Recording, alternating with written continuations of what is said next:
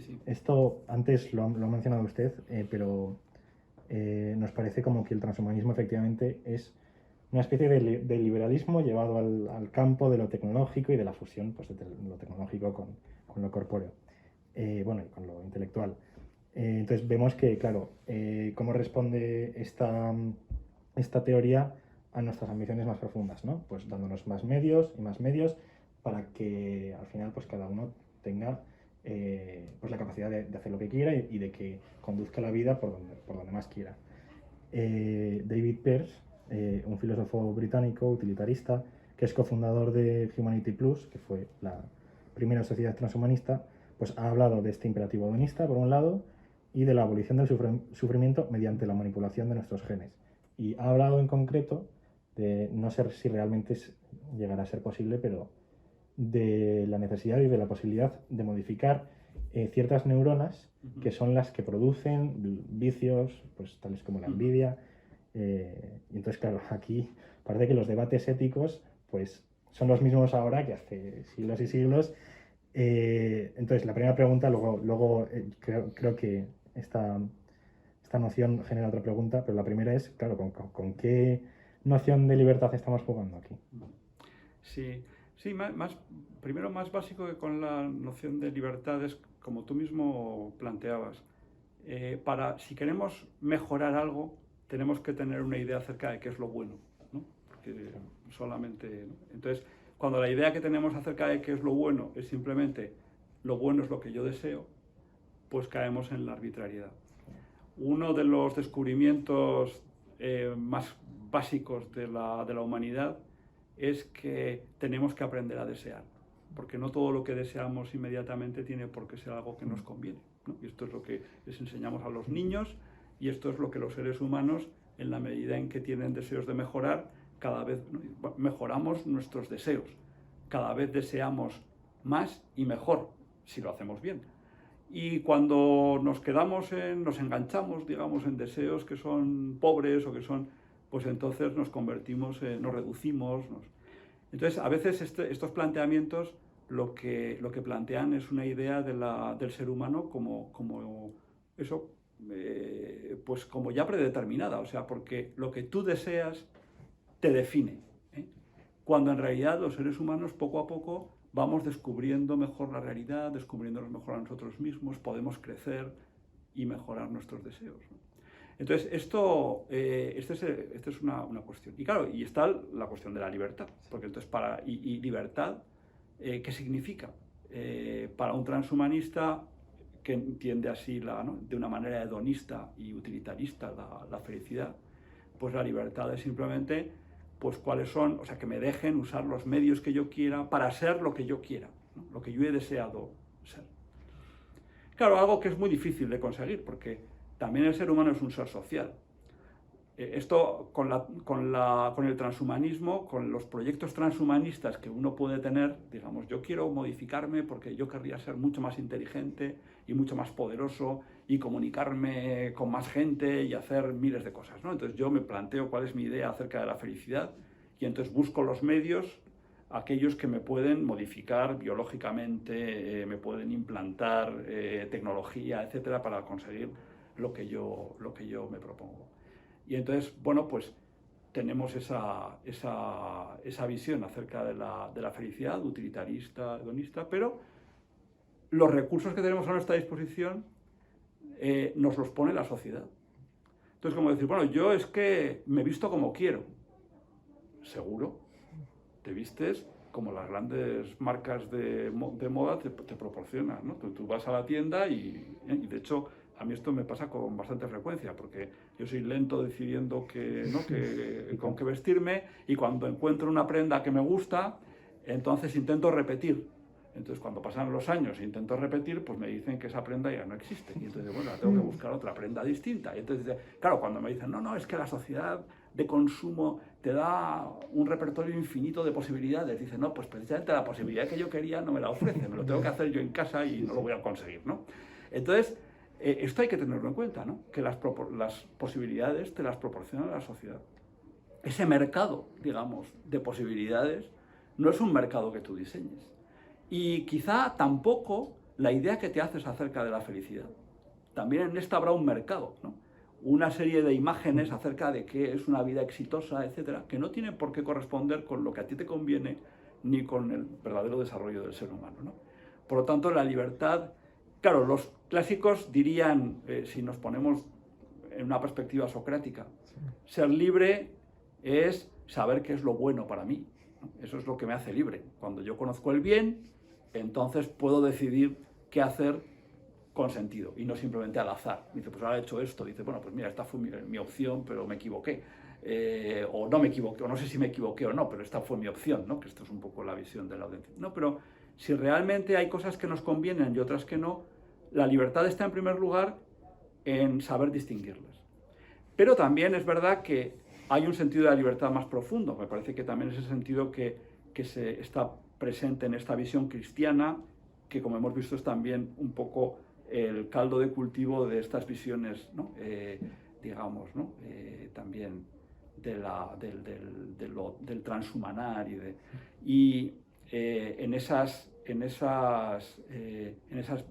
bueno, pues lo que se ve es que el ser humano no está tampoco limitado por la naturaleza, sino que ser libre es la capacidad de ser siempre más, de crecer, de progresar, etcétera, ¿no? Pero claro, siempre aceptando el inicio, ¿no? Si tú no...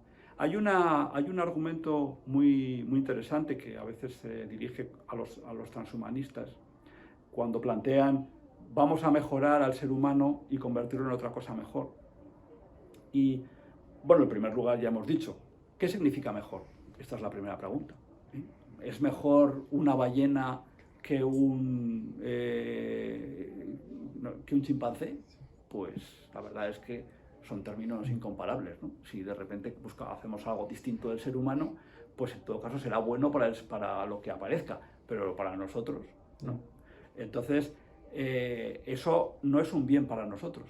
Y por otro lado, si nosotros fuéramos los responsables de que nuestra descendencia fuera de un determinado modo, entonces ellos podrían, si no están contentos, acusarnos a nosotros como responsables de su situación, ¿eh? Algo que nosotros, pues, no hacemos y por lo tanto nos libramos de este resentimiento, ¿no? De este resentimiento, ¿no? Yo entiendo que lo que ha dicho de tenemos que aprender a desear, la libertad socrática está, por lo menos en esta manera de pensar transhumanista, está completamente fuera de la cuestión, porque al final esto de que deberíamos hacer de poner los medios para el fin que debería ser el bien o lo que nos conviene y tal, pues como que esa relación se ha invertido, ¿no? Y ahora el fin es que haya más medios y en la misma medida, pues supongo que eso explicará que el progreso durante muchos años haya sido pues simplemente técnico. Y yo quería hacerle la pregunta también, que tiene muchísimo interés, de esta abolición de los vicios de la que habla David Pearce, claro, ¿cómo conseguir la felicidad? Bueno, pues no solo liberándonos de las limitaciones como más corpóreas, ¿no? Sino, claro, si no tenemos vicios, si no tenemos envidia, ni celos, ni posibilidad de estar triste, o sea, claro, aquí, ¿qué subyace aquí? Y a ver si tiene sentido plantearnos éticamente esta cuestión. Sí. Aquí pasa algo semejante a lo que decíamos cuando hablamos de la genética, porque así como en el desarrollo de un ser vivo los genes son sistémicos, es decir, que en su expresión, que además sigue esas leyes que se llama de la epigenética, ¿no? Porque la expresión de los genes pues, también tiene su lógica, ¿no? Pues una modificación en un gen pues puede producir una cascada de efectos que luego es indeseable, aunque en principio pensemos que hemos hecho una modificación positiva. Pues con las cuestiones éticas, es verdad que nuestra conducta tiene una base biológica. Es verdad que nosotros, pues, por ejemplo, los celos que pueden llevar a hacer cosas incluso terribles, ¿no? Y desde luego pueden llevar a cometer errores, ¿no? Dice, pues los celos tienen una base biológica muy clara, como la ira, como pues algunos deseos que nos llevan a veces a adicciones, a compulsiones, etcétera, ¿no? Todo eso tiene una base biológica y se podría decir, bueno, vamos a eliminarlos interviniendo directamente en la biología. Un autor de estos bastante, o sea, que se suele citar en el contexto de los debates transhumanistas, decía en una ocasión, hablando de la oxitocina, se sabe que la oxitocina, que es una, o sea, que la generan, por ejemplo, las madres cuando, ¿no?, cuando dan a luz, y tiene que ver con el apego al, ¿no?, al niño y con, bueno, y con todos, ¿no?, los cambios que tiene que experimentar la madre, pues, para, ¿no?, criar al hijo. Y efectivamente la oxitocina, pues se había visto en algunos estudios, pues por ejemplo, que había ratones que, siendo biológicamente iguales, estaban los ratones del campo y los ratones del monte, y unos pues eran promiscuos y los otros eran, no, pues siempre estaban con la misma pareja, y se veía que sus niveles de oxitocina eran distintos. Por lo tanto, dice, bueno, pues entonces si queremos evitar la infidelidad, si queremos promover el apego, pues lo que decía dice, pues igual que al agua le ponemos cloro, pongámosle también oxitocina, ¿no?, y así la gente será mejor, ¿no? Dice, pero claro, si la oxitocina puede tener efectos perversos. Claro, hay que tener en cuenta que los seres humanos, uno dice, bueno, es que vamos a evitar las guerras y por lo tanto vamos a disminuir la ira. Pero claro, disminuir la ira es disminuir también la capacidad que tiene el ser humano de afrontar las dificultades, ¿no?, y de hacer justicia, ¿no? Entonces, cuando hacemos una modificación biológica, no estamos haciendo otra cosa que lo que ocurre en todos los seres humanos por el temperamento, ¿no?, quizá de una manera extrema, el temperamento o la enfermedad. A veces tenemos enfermedades, o nos encontramos mal y tenemos una depresión, y dice, bueno, pues efectivamente las depresiones las intentamos combatir también con fármacos, ¿no?, que intenten equilibrar, ¿no? Pero claro, una cosa es la reparación y otra cosa es sustituir la ética, es decir, hacer buena a la gente simplemente modificando su biología, porque eso es lo que no tiene sentido. Si yo tengo un amigo, no me interesa del amigo simplemente que tenga buen carácter, sino que decida quererme. Y esto no lo puede modificar, no se puede conseguir biológicamente, ¿no? Podemos, ¿no?, existía ya desde siempre, ¿no?, la idea de los filtros amorosos, ¿no?, cuando uno quiere, ¿no?, alguien quería que una persona se enamorara de él, ¿no?, y entonces pues se decía que existían unos filtros, una pócima, que si alguien la toma, pues cae, ¿no?, se enamora, ¿no?, ciegamente de él, ¿no?, de una determinada persona, ¿no? Dice, pero claro, o sea, los seres humanos no buscamos simplemente un amor ciego, sino que buscamos entablar relaciones con un ser libre. Y eso es lo que no puede conseguir la biología, ¿no? Entonces es muy posible que muchos de estos cambios que hagamos en la naturaleza, primero, quiten posibilidades al ser humano, ¿no? En lugar de mejorarlo, lo alteren y lo estropeen, le quiten el equilibrio. Y por otro lado, nunca van a conseguir sustituir lo más radical, que es la inteligencia, que es la condición personal. De hecho, si fuesen posibles estas modificaciones, al final también sería, entiendo yo, una pérdida de libertad. Y usted ha dicho, claro, sin ira, pues perdemos la capacidad de afrontar pues los peligros y tal. Tampoco habría posibilidad de la valentía, no habría posibilidad del sacrificio, del amor desinteresado, ¿no? Porque, claro, para un amor desinteresado y para querer yo sacrificarme, pues tiene que haber algo que pueda perder y una posibilidad de sufrimiento. Sí. Vale, pues como última pregunta, creemos que no podíamos finalizar sin tocar el tema de la inmortalidad. Y es que, bueno, en este presente se ha mencionado ya, lo hemos hecho de hecho en esta conversación, conceptos como la superlongevidad, que es uno de los principios fundamentales del transhumanismo. Pero claro, esta ha sido una ambición de la hora, del momento en el que vivimos y bueno, desde hace ya mucho tiempo también. Pero ¿usted cómo ve esto? ¿Usted cree que, por ejemplo, en un futuro se podría dar el paso? Ya veo intelectuales pro-transhumanistas que han llegado a decir que el no poder llegar a la inmortalidad es simplemente una racionalización de la impotencia y del sufrimiento, pero que de ser posible en un futuro la inmortalidad, todos la acabaríamos amando y veríamos que nuestras racionalizaciones eran simplemente fruto de la incapacidad o de la impotencia, ¿no? De no llegar a ello. Entonces, ¿usted qué opina del tema de la inmortalidad? Sí, bueno, la inmortalidad es uno de los grandes objetivos de todo el proyecto transhumanista. Hombre, claro, ¿de qué te sirve ser inmortal si no eres feliz? Por lo tanto, también pues hay una serie de características que uno considera que tienes que tener para ser feliz, y de recursos, etcétera. Pero si te mueres, ¿para qué quieres tener las cosas? Por lo tanto, la vida parece una condición de la felicidad.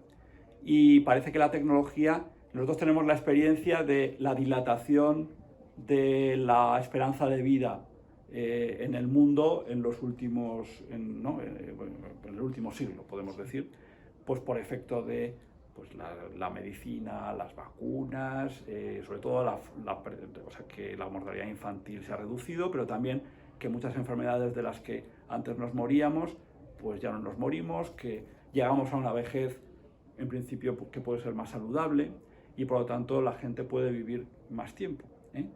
Entonces ese horizonte a veces se quiere expandir. Se dice siempre, bueno, dentro de unos años será normal vivir hasta los 120.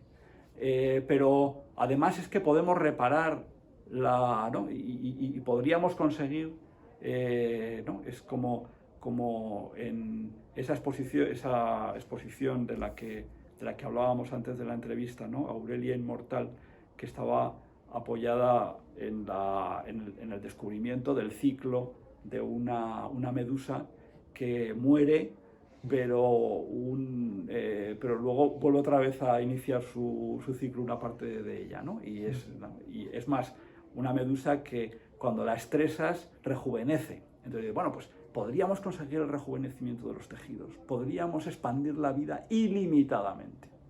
Y entonces, así no tendríamos que morir. La muerte es una enfermedad. Claro, en realidad la condición humana, tal como la hemos comprendido desde el origen, desde el principio, al menos desde después del pecado original, la condición humana es mortal. Contamos con la muerte. Así, ¿no? El relato bíblico lo plantea, ¿no? Como, ¿no? El momento en el que empieza la historia es el momento en el que entra la muerte. Y los seres humanos se han considerado mortales.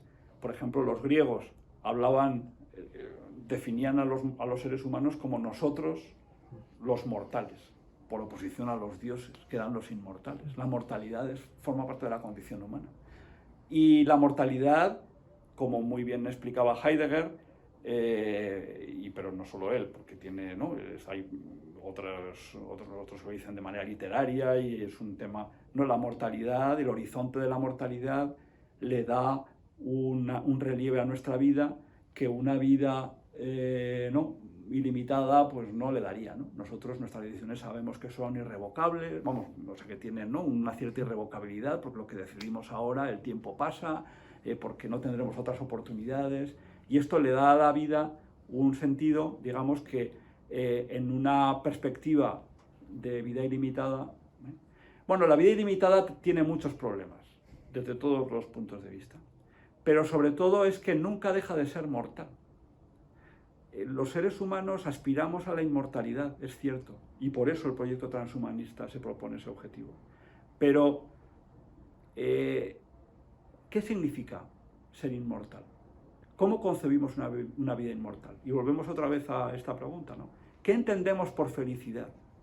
Si no tenemos una idea clara acerca de qué es una vida dichosa, dilatar la vida es simplemente, pues eso, dilatar la penuria, dilatar las dificultades, dilatar el fin, que al final tiene que venir, porque los seres humanos seguimos siendo mortales, aunque consiguiéramos, en un caso hipotético, recambiar las piezas, dice, pero siempre sería la vida de un ser que puede morir. De hecho, siempre se plantea ¿no? Dice, bueno, al final lo que puedes es dilatar la vida, pero si tienes un accidente y te destruyes, pues ya esto no puede hacer nada la tecnología para... O sea que, pero ya digo, una vida... Y los seres humanos nos damos cuenta, esta es la experiencia humana, es que la vida mortal no es lo máximo a lo que podemos aspirar.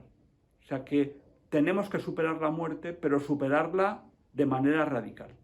Esto, desde luego, en la visión teológica cristiana está muy claro, pero me parece que forma parte también de la condición humana, ¿no? No nos basta dilatar la vida, dilatar el tiempo de la vida, sino que necesitamos una vida en la que la muerte ya no tenga lugar. Y eso implica una visión de la felicidad distinta. Yo a veces pongo como ejemplo para la visión que los transhumanistas les pasa mucho como pasa en toda la modernidad. La modernidad, decía Remy Brack, que lo característico de la modernidad es que se concibe como un proyecto. La modernidad es un proyecto, ¿no? Y entonces en nosotros los modernos le ponemos mucho el acento al proyecto, a hacer algo. Tenemos que hacer algo, tenemos que conseguir algo, ¿no? Pero no ponemos tanto énfasis en el fin. ¿Qué es lo que realmente es bueno? ¿Qué merece la pena? Eso no le ponemos tanto ¿no? Énfasis. Y bueno, hasta que no sabemos qué es lo que, ¿no? qué es lo que merece la pena, ¿para qué hacer cosas, ¿no? Entonces, me parece que respecto de la inmortalidad, esto es lo primero que hay que plantearse. Dice, bueno, podemos plantearnos el proyecto de ser inmortales o de diferir la muerte todo lo que podamos, pero ¿qué haremos con nuestra vida? Y cuando vemos las pocas ideas que nos dan los transhumanistas acerca de cómo vivir una vida sin término, y las comparamos con las visiones de la inmortalidad que tenían por ejemplo, pienso en los teólogos cristianos, ¿no? Dice, bueno, pues, o el mismo Dante, antes hablábamos de, ¿no? Decíamos, o sea, ahí tienes una visión literaria de la inmortalidad con una inspiración totalmente distinta de la moderna y que, sin embargo, parece mucho más convincente en muchos aspectos. Tenían menos recursos tecnológicos y, sin embargo, quizá tenían una idea mejor acerca de qué es lo que podía hacer feliz una vida humana. Claro, antes habíamos mencionado a David Pearce, pero los pensadores como él, o Nick Bostrom o tantos otros, pues tienen como ese sueño, ese fin de la historia, ese paraíso, que consiste primero pues, en esa inmortalidad y en como una especie de integración de conciencias, pero claro, pues veo que esto al final tiene los mismos problemas, primeramente porque el ser humano no dejaría de ser mortal, incluso podría fallar algo y morir, pero incluso más importante, pues eso, lo que ha dicho, de que realmente si no tenemos conciencia de qué fines podrían constituir el contenido de una vida lograda, pues ¿para qué? ¿No? ¿Para qué? Entonces, pues eso, si tiene algo más que quizás se le haya quedado en el tintero, no le voy a pedir que haga una síntesis de todo, pero... Sí, bueno, no sé, pero sí, yo creo que han salido por lo menos bastante de los grandes temas, ¿no? Pero ya se ve que las preguntas que plantea el transhumanismo son preguntas muy interesantes porque nos obligan a reflexionar sobre la condición humana, ¿eh? Y a mí me parece interesante, bueno, es verdad que el transhumanismo tiene mucho de visionarios, ¿no? Personas que buscan en la tecnología quizá demasiado, piensan que serán posibles cosas que ahora consideramos que no son posibles, pero bueno, los visionarios también hacen avanzar la ciencia, o sea que no... Pero vemos algo como de visionarios, ¿eh? Pero me parece que ellos plantean problemas que son verdaderamente importantes. Nos plantean estas cuestiones. Dice, bueno, efectivamente, queremos ser inmortales. Y nos dicen, bueno, hombre, yo preferiría no morirme. Dice, pero claro, la vida que me ofreces, esa es la vida que yo deseo, a la vida a la que yo aspiro, ¿sería suficiente? Y nos obliga a hacernos la pregunta. O la inteligencia. Dice, queremos ser más inteligentes. Vamos a diseñar, vamos a cambiar la genética humana para que seamos más inteligentes. Vamos a complementar al ser humano con las máquinas, vamos a fusionar las conciencias, etcétera, etcétera. Pero nos planteamos, ¿pero qué significa ser inteligente? ¿Y para qué la inteligencia, ¿no? ¿Cuál es el fin de la inteligencia? Y bueno, pues nos plantea las grandes preguntas. Por lo tanto, yo creo que hay que aprovechar, ¿no? Para reafirmarse. Esto es como cuando tenemos posibilidades de hacer las cosas de manera distinta, ¿no? De manera incluso antinatural, ¿no? A veces uno se plantea, por ejemplo, con cuestiones como la genética, como el control que ahora tenemos, ¿no? Desde en el siglo XX se ha ido perfeccionando un control, por ejemplo, sobre la sexualidad, ¿no? Es decir, pues pues evitar el embarazo, la posibilidad de evitar el embarazo, la posibilidad de... Bueno, y claro, cuando uno tiene posibilidades, pero reafirma la bondad inicial, es decir, la bondad de la sexualidad, la bondad de, como decíamos antes, de aceptar los hijos porque son personas, etcétera, etcétera, en realidad lo hace de una manera más libre. Así que la tecnología sí que nos puede hacer más libres, pero no necesariamente en el sentido de escaparnos de la naturaleza, sino de afirmarla y continuarla, mejorarla. Solamente la podremos mejorar si la afirmamos y la aceptamos. Y de manera particular solo con las personas. O sea, si no aceptamos a las personas, no cabe una sociedad propiamente humana. Pues muchísimas gracias, una charla muy interesante. Un auténtico placer, la verdad.